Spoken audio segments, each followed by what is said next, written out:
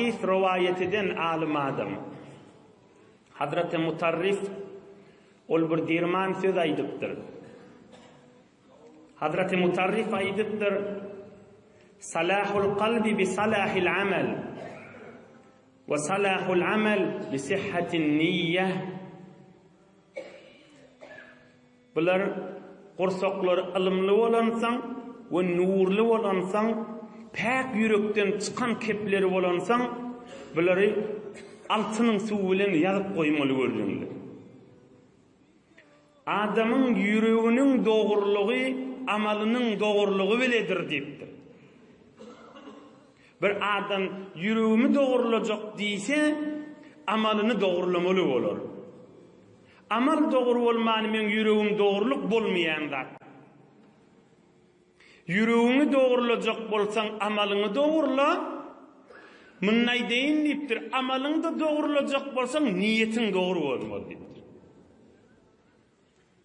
Biri-birini wesillem. Qalby salimlamak musulmanyň wezifeti.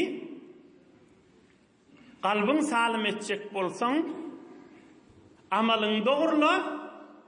Amalyň da doğrulacak bolsaň niýetiň salim bolsun diýipdir. Ey cemaatlar, fiqh Hanafide bir o misal başına. Ulamalar aýdýanmış, şumal bir dehret kılacak bolsaň, kişicik bir oglan ya qiz oglan ya erkek oglana aýdylýa, gel berik gözläp dur, men dehret kılaýyn, dehreti öwrenin ýylýarda. Qadim beýik ulamalar näme diýänmiş? Şu oglanyň şoga niýeti de öwredin diýänmiş. Niýet diýen näme? Niyet diýdigi bir iş etjek bolanda yüregiňden aýlayan, yüregiňi çaýkayan zada niyet diýilýär. Bir iş etjek bolýan, namaz, dehret, sadaka, birine ýaxşylyk, ýa şemereke mahal geljek, ýa gurbanlykda maksaljak, ýa haja gitjek, ýa arada tutjak, şu iş etmäken içinden bir aýlanýan bir zat ba. Şol işi etjek bolanda şu içinden aýlanýan zady niyet diýip aýdylýar. Şol yürekde aýlanýan azm, yürekde aýlanýan irada, yürekden aýlanýan bir pikir we şoňa niyet diýilýär. Onuň üçin fiqh Hanafida Abu Hanifa'ň mezhebini gurbanlykda maksalnanna hamana 7 nefer bir mali bir diye ya bir sığır ya bir gemiş şerik da 7 nefer. 6'sı bir musulman, 6'sı musulman adam, emme biri hamany kafirmiş. Ay men gurbanlyga men bizatlar bilmeýän. Ýöne ay men de oglan şoğum öýümde bir miktar et bolsun, mihman da gelse, men neside şerik boljak diýse, Abu Hanifa'ň mezhebinde çün şu şerikliň biriniň niýeti, içinden aýlanýan pikri, Allah'ın radyçylygy, yani gurbanlyk der, ondan üçin şonu şerik etmeliler. Eger şonu şerik edilse, malyň da damagyň çalnasa, ol altynyň da gurbanlygy hiç bolýa gaýta çalmaly diýär. Niýet diýilýän görürüňşi. Bir muqaddama, derman muqaddamalardyr, şunky aýdylyjak.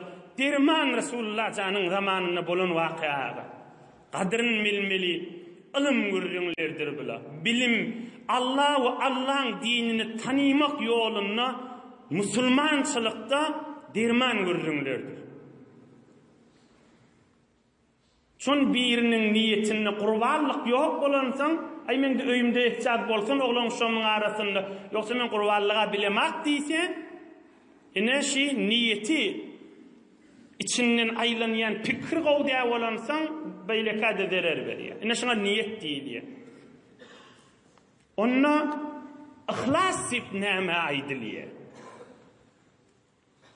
Niýeten belli bolly bir misalyň galybyny, bir misalyň içinde. Ihlas näme onna? Bir namaz okuyýa, amana ýaňyaqsa namaz 4 rekat farz diýip niýet etýäň da pikiriňe yüregiňe aýlaýan, o bilen niýet. Onna ihlas näme? İhlas näme digini bir mübarek habardan Resulullah aleyhisselamdan rivayet bolupdyr, şonu hyzmatyňyza ýetireýin. İhlas näme digini aýdyp berýär. Men teberrük bir gurrunları olansan, men Arapçasını okuyayım bitir, odan mübarek kelimeler. سألت الحسن عن الإخلاص ما هو؟ قال رضي الله عنه. سألت حذيفة عن الإخلاص ما هو؟ قال رضي الله عنه. سألت النبي صلى الله عليه وسلم عن الإخلاص ما هو؟ قال صلى الله عليه وسلم. سألت جبريل عن الإخلاص ما هو؟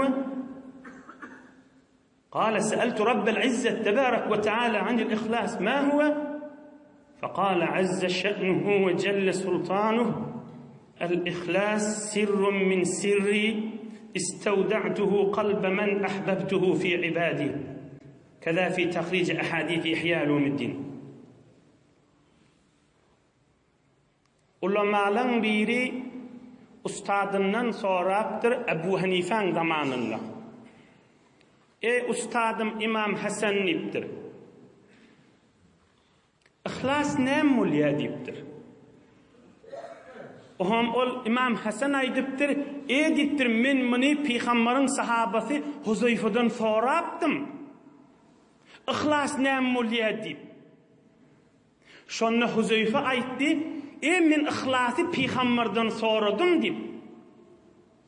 Birun Peygamberimizden soradım.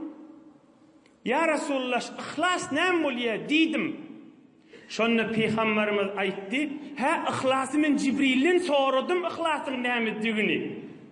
Şonu Cibril cevap berdi.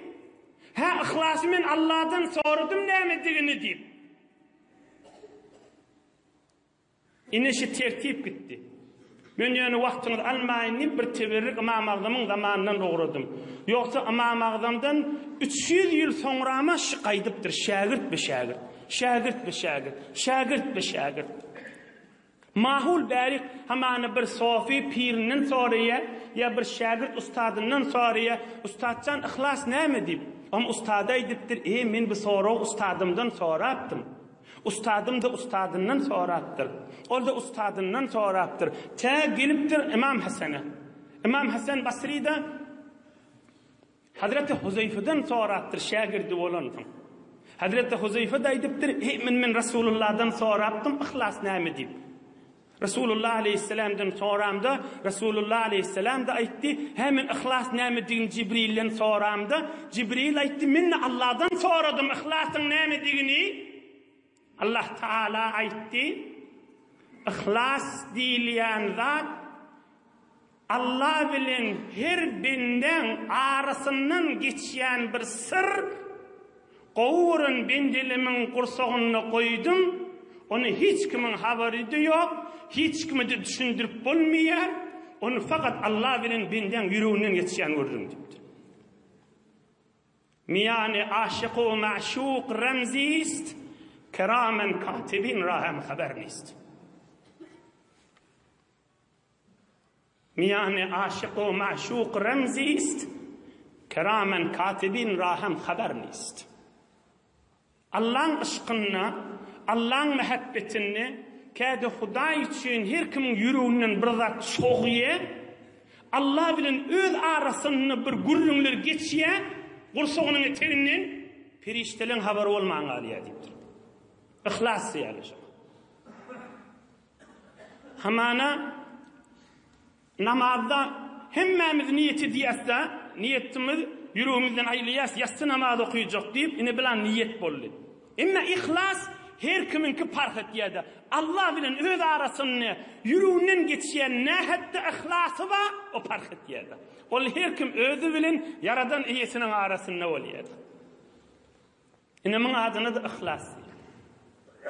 Bir adam sadaka veriye, niyetini hamana bir döwründäki adamlary hoş etmek, bir dostlaryny çağırýa, emma Allah'a ihlasy nähatda. O bir benneden fark etdi. O da o bir benneden fark etdi. Şoňa ihlas diýilýär. Onu hiç kim hükmetip bolmaýardy. Fakat bir miktar hükmetip bolýar, falanyň ihlasy kän, falanyň ihlasy az. O da şu daşyna çykýan amalyna görä hükmedilýär.